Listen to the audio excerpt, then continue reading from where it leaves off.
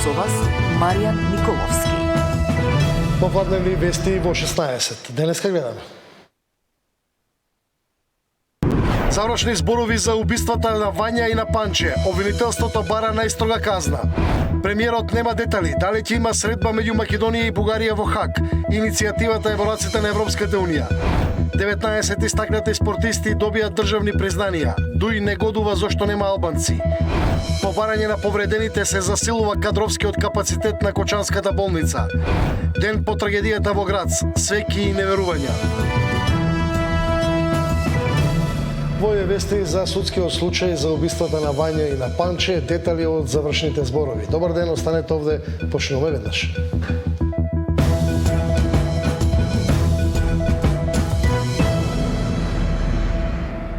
Судскиот процес за убиствата на Вања и на Панче се движи кон крајот, денеска завршни зборови.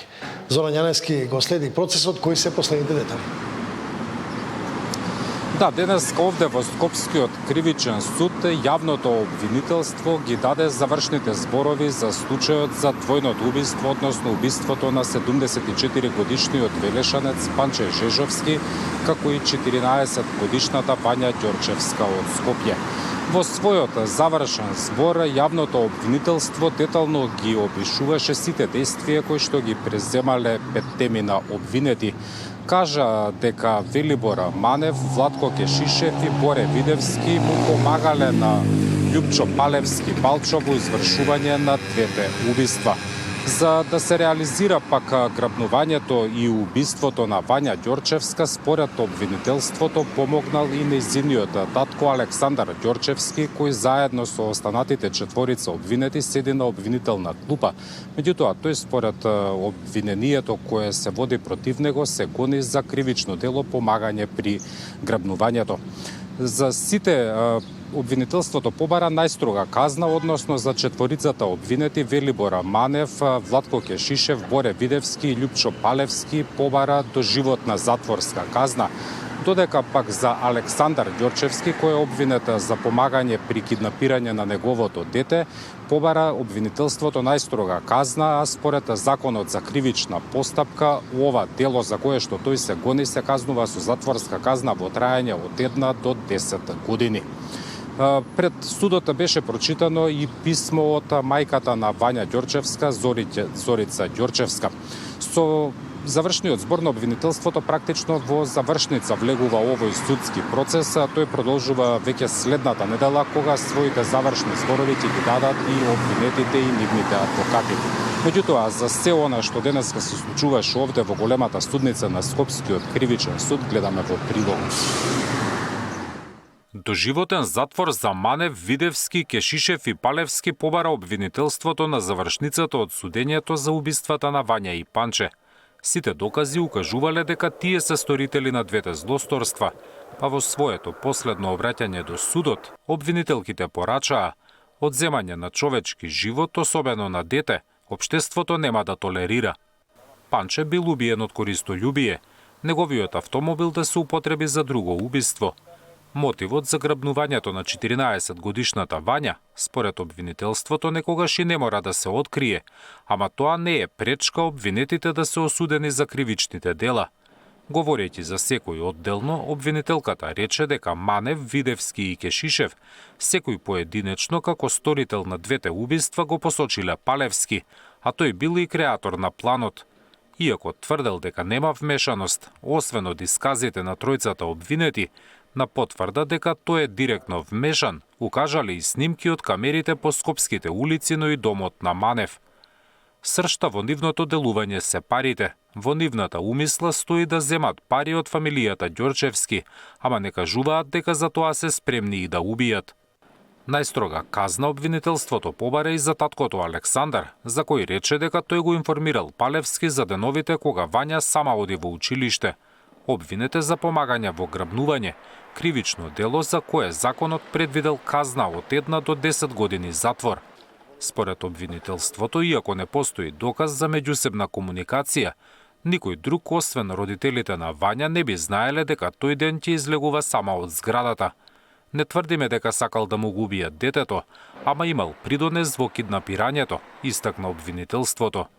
Одбраната препозна потврда дека не се докажала вмешаноста на Александар. Никаде не е спомнат, значи, ниту таткото, ниту било каква конекција со него во врска со извршувањето на кривичното дело. Завршни зборови имаа и адвокатите на оштетените семејства на Вања и Панче. Во кривичниот прогон на обвинетите со барање за парично обештетување се приклучија ќерките на Жежовски, а одговорност за Александар побара и неговата поранешна сопруга и мајка на Вања Зорица Ѓорчевска. Преку незината адвокатка упати и писмо до судот. Во текот на процесот беа презентирани докази и сведоштва. Слушавме теории на заговор, местенки наводен политички прогон. Но за жал, еден факт останува непобитен. Вања ја нема. Ја киднапирале и ја однеле, ја убиле безмилосно, на најбрутален начин, напишала во писмото Зорица Ѓорчевска, мајка на убиената Вања. Судењето со завршни зборови продолжува идната среда. Зоран Јаневски, Сител телевизија. Васил Јованов, кој беше осуден на 12 години затвор за прегазувањето на Фросина, денеска седна во апелациониот суд околу процесот за нелегална продажба на дрога. Обвинителството бара построга казна, откако Врховниот суд ја укина пресудата од 3 години и 10 месеци затвор. Не сум го сторил тоа за што се товарам и ве замолувам како суд и јас да почувствувам правда, кажа денеска Васил Јованов во апелациониот суд за делото со нелегалната продажба на дрога. Иако од кривичниот суд, Јованов како пустар малолетник, тогаш на 19 години беше осуден на воспитна мерка, откако ја прегази Фросина Кулакова, апелација за продажбата на дрога му ја зголеми казната, па наместо да оди во поправен дом, го осуди на 3 години и 10 месеци затвор. Врховен ја укина второстепената присуда зашто апелација не одржала јавна седница, а Јованов не имал можност да се брани. Според обвинителството, пресудата за Васил да оди во поправен дом за трговија со дрога е премногу блага. Бараат построга казна. Основана е жалбата на ОЈО Скопје со која се укажува дека вака изречената кривична санкција не кореспондира со целта на казнувањето и со истата нема да бидат исполнети целите ниту на специјалната, ниту на генералната превенција со оглед дека со истата е доведена во прашање ефикасноста на мерката со која не би се остварило превентивно влијание врз обвинетиот, затоа и во иднина да не презема вакви действија, кажа обвинителката Фатиме Фетаи. Според одбраната на Јованов пак, казната со која тој треба да оди во поправен дом е добра и исправна. Дека Васил е манипулативна личност и не изразил каење, ќе ја упатам обвинителката на неговата изјава во завршните зборови и ќе може да се увери дали искажал каење или не. Во однос на санкцијата се наметнува прашањето дали досега изречените казни затвор на малолетни сторители за дрога ја исполниле целта на казнувањето. Дали затворите во Македонија се универзитети за криминал и дали работат на рехабилитација на сторителите. Напротив, процентот на повратот на сторители, особено на овој вид кривични дела, покажува зголемен раст. Одлуката на апелација за овој предмет ќе биде доставена до првостепениот суд. Покрај ова дело, Васил Јованов во мај доби казна затвор од 12 години за смртното прегазување на Фросина Кулакова на пешачки премен на црвено светло на семафорот на Партизанска. Тој возел без возачка дозвола, под дејство на алкохол и со брзина од 90 км на час. Тамара Дичаска, Сител телевизија. За собирањето на полициски службеници на партиски состаноци, внатрешната контрола води постапка, вели директорот на Бирото за јавна безбедност. Закочени пак зошто активни полициски службеници не се опфатени во истрагата, вели дека не сака да се меша во истрагата, но се што е побарано од нив, дури и како што вели и она што не е побарано, е доставено до обвинителството за големи организиран криминал и корупција. Секој присуство на секој полициски службеник на партиски настани, знаете дека е недозволено и дека согласно информациите и податоците кои што стигаат до нас, ни пошто јас сум дел од Бирото на јавна безбедност, а внатрешната контрола е како независен орган кој што го следи работењето на јавната безбедност и го истражува, така да внатрешна контрола според моите информации имаат постапка во тој дел, кој ќе биде исходот останува да го видиме во деновите или периодот што следи. За другиот дел, во делот на класифицираните информации. Не би сакал да споделувам плюс дополнителни податоци во врска со самите действија, меѓутоа се што е побарано и се што е направено, дури и тоа што не е побарано, е доставено до надлежното јавно обвинителство за голем организиран криминал и корупција, односно специјализираното одделение за полициски службеници. Премиерот нема детали дали ќе има средба меѓу Македонија и Бугарија во Хаг. Иницијативата е во рацете на Европската унија. 19 истакнати спортисти добија државни признанија. Дуј не годува зошто нема албанци.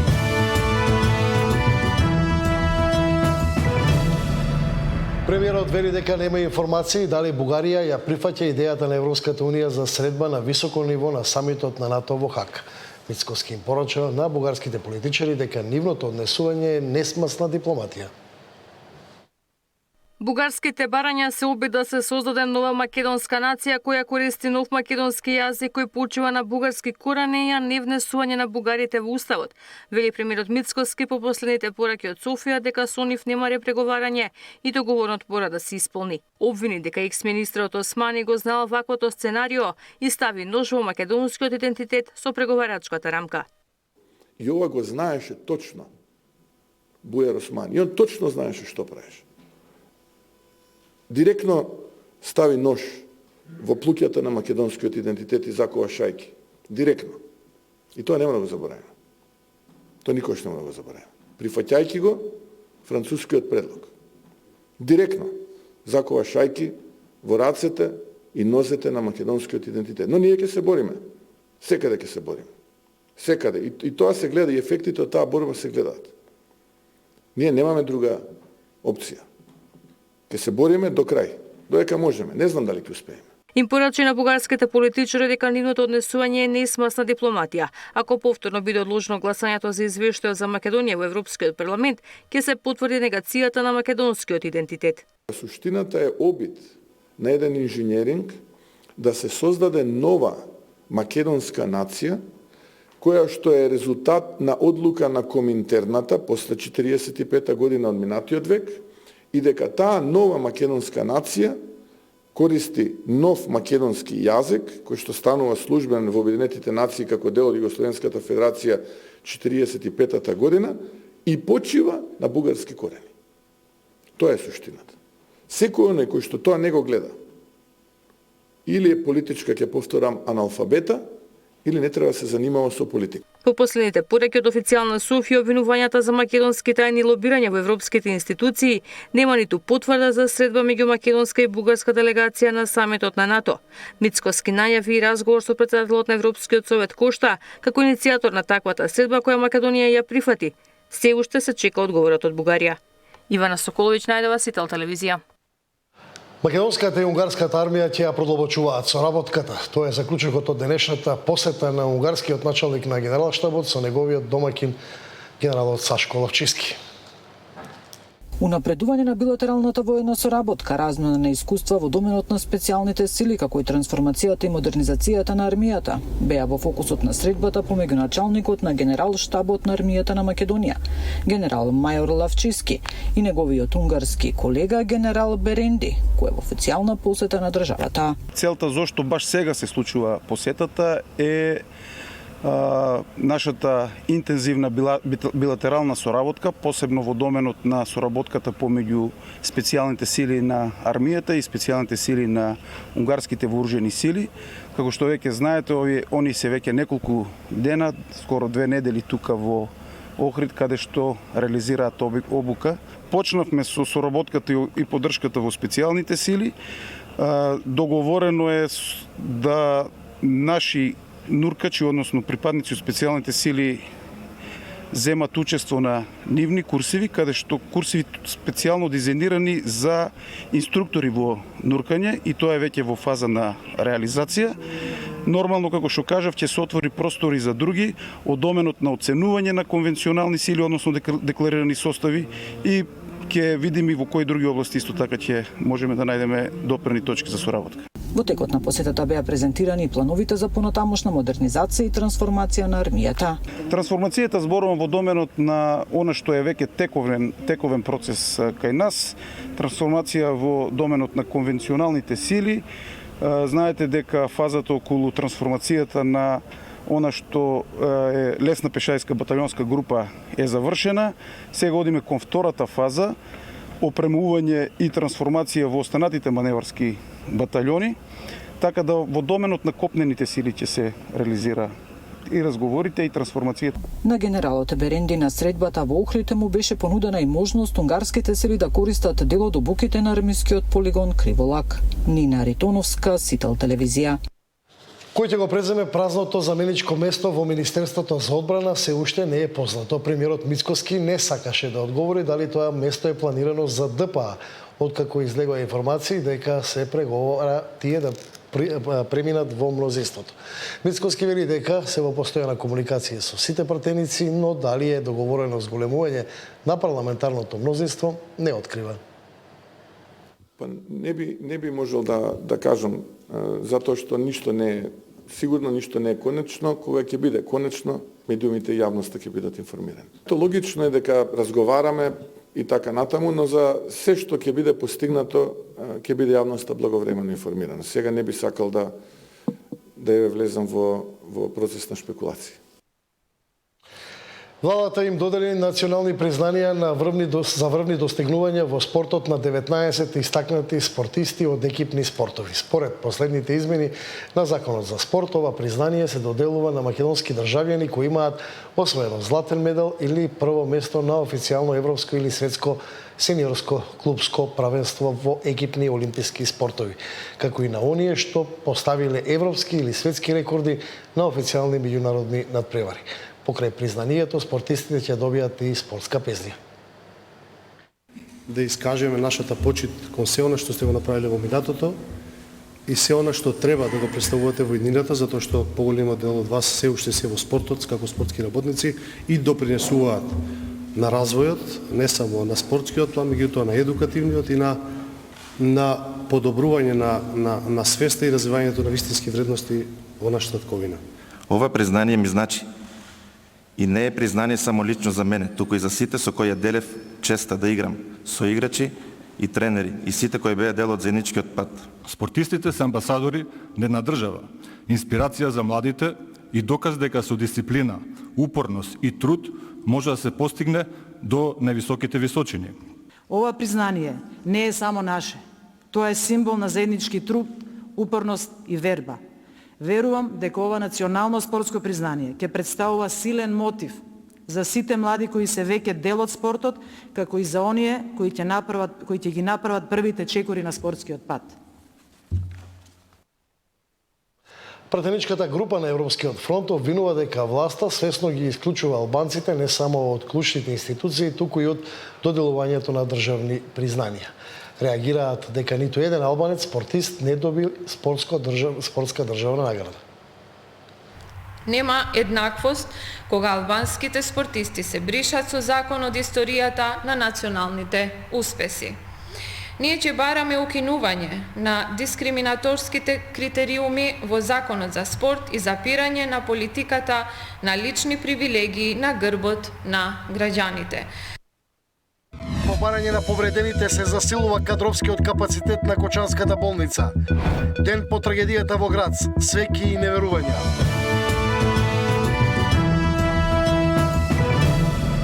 По барање на повредените од Кочани, во Кочанската болница ќе одат и пулмолози.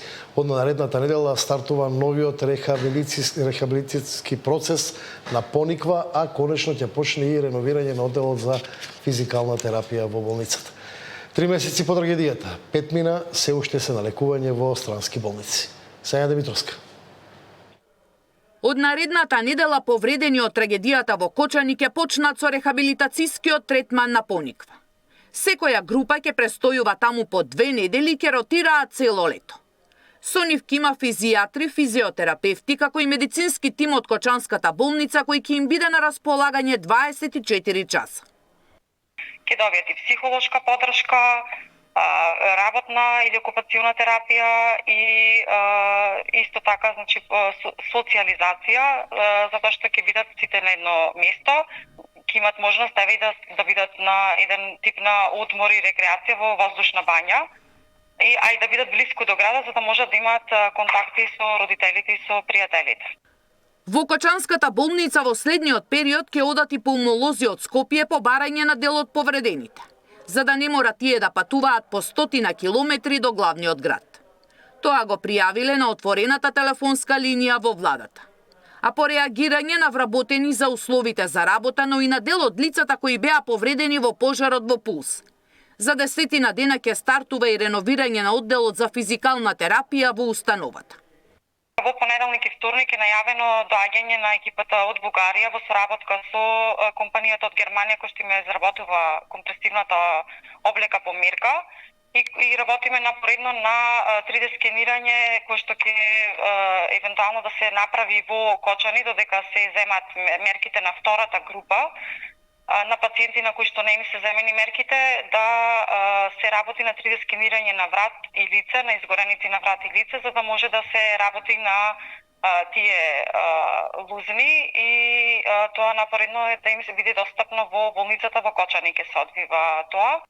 Повредените со изгореници на лицето и рацете не смеат да излегуваат на сонце, а долг е процесот на физикални вежби и терапија за да ги повратат функциите на екстремитетите. Речиси 3 месеци по големата трагедија во која загинаа 62 лица, а 200 беа повредени. 5 мина се уште се на лекување во странски медицински центри. Сања Димитровска, Сител телевизија. Иако тешко се препознаваат, неопходно е да се изгради отпор против странските мешања и манипулирање со информации во Македонија. Пратениците од Матичната комисија и представници на Институтот за комуникацијски студии презентираа ставови како да се дојде до подобро решение. Нашиот фокус е да ја кренеме темата, како што реков, за ова малициозно и наменско манипулирање со информации кое доаѓа пред се од надворешни актери. Значи, тоа е клучното во сите тие различни дезинформацијски кампањи. Странското мешање секогаш подразбира вклучување на актер, државен или недржавен, надвор од земјата.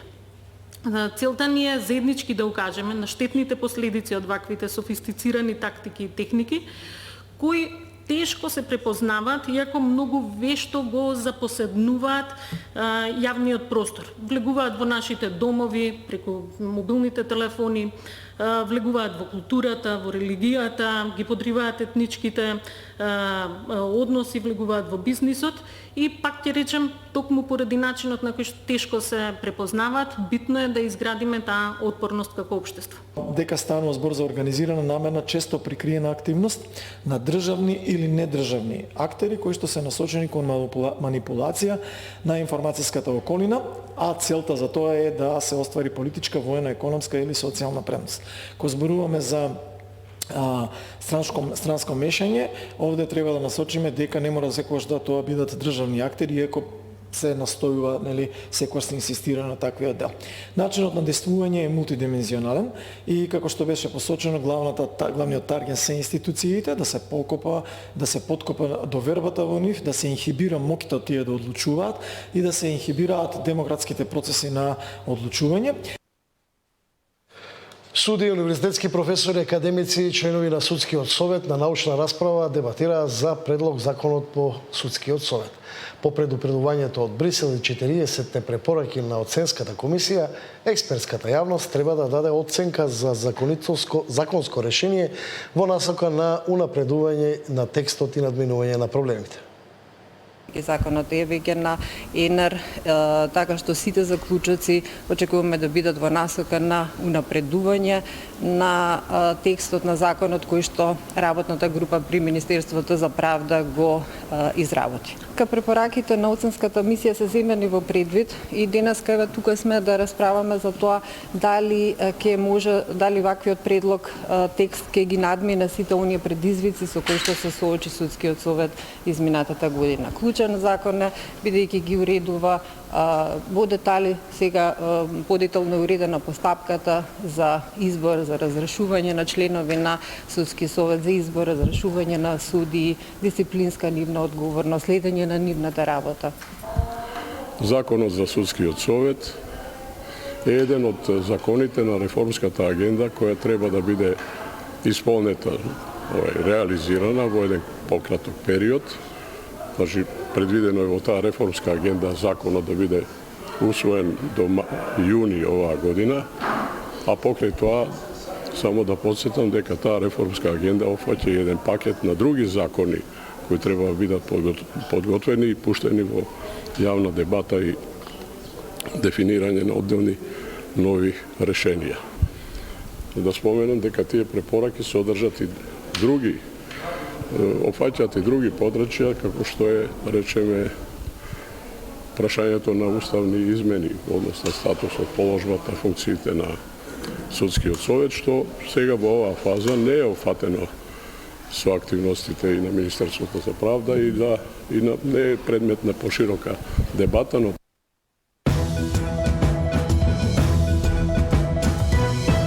крајот од школската година, што беше добро, а што лошо поставено, за учебниците и за реформите, кои се најпроблематичните точки на образовниот систем, можно ли е поквалитетно образование, за падот на довербата во факултетите, меѓу квалитетот и квантитетот. Тема на денот со министерката за образование Весна Јаневска.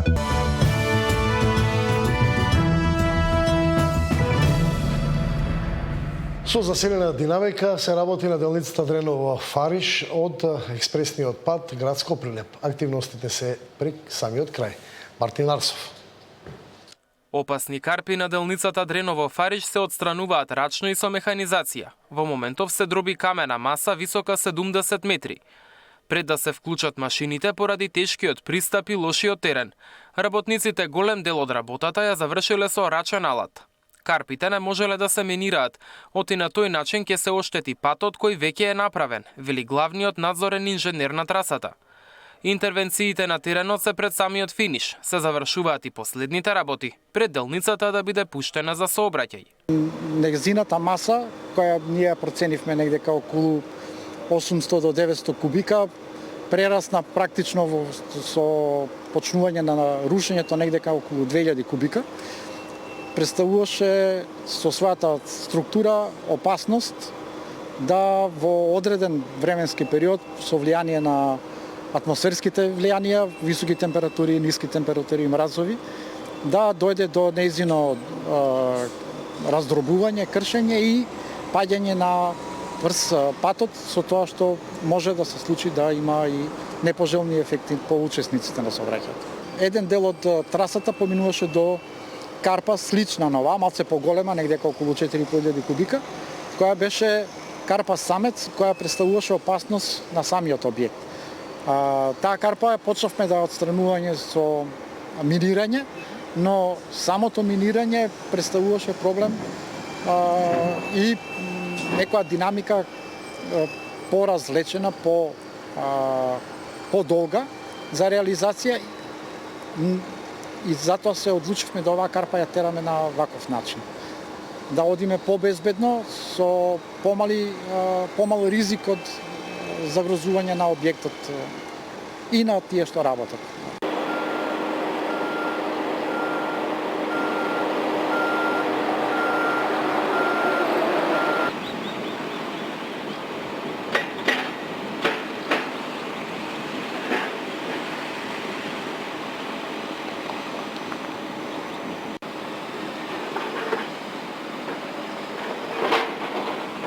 Самата структура внатре во карпата не ја знаеме, таа е распукана и таквата структура може да придонесе да непланирано се обруши поголема количина на материјал и дојде до рушење на врз самиот пат кој е веќе, како што гледате, завршен.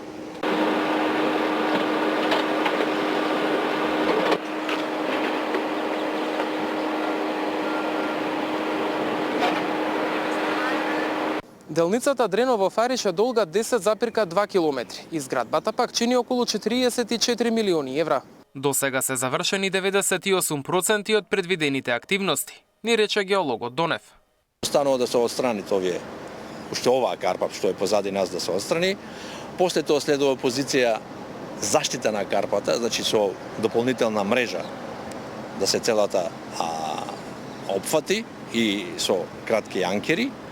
После тоа следува очистување на целиот овој материјал кој е отсушената карпа и као заштитен слој ставен на асфалтот, поставување на еластична ограда, хоризонтална и вертикална сигнализација и перење на патот и дополнително да се стави она заштитна мрежа за од дивеч на патот. Значи тие се отприлика уште 3-4 позиции кои треба да бидат завршени, кои според досегашното интензивно темпо на работа очекуваме што побрзо, во прашање денови, недели да се заврши ова. После ова може слободно да се пушти патот до сообраќај. А на околу 200 метри од опасните карпи, работници забрзано поставуваа специјална мрежа на косините. Целта е да се спречат одрони кои се честа појава при посилен дожд. Имаше едно поголемо, ние го викаме стручно, значи сипарење на материјалот од едно 15.000 квадрати, кој представуваше проблем посебно при обилни и поројни дождови, доаѓаше до сипарење на карпата, значи немаше монолитни блокови големи паѓања на патот, него поситни парчиња паѓаа директно на патот и затоа се преземе марка за заштита на косината со вградување на мак-мат мрежа, која фактички ќе ги спречи тие одрони да доаѓаат директно на патот. И тоа е веќе при крај за ден-два и она ќе биде готова. Делницата Дреново-Фариша дел од експресниот пат Градско Прилеп. Целата рута води до Битола и завршува на граничниот премин со Грција Меджитлија. Мартин Арсов, Сител телевизија. И тука е крајот на овие вести во Централниот дневник во тема на денот во 19, гости на министерката за образование Весна Јаневска. Останете на Сител, имајте пријатен ден.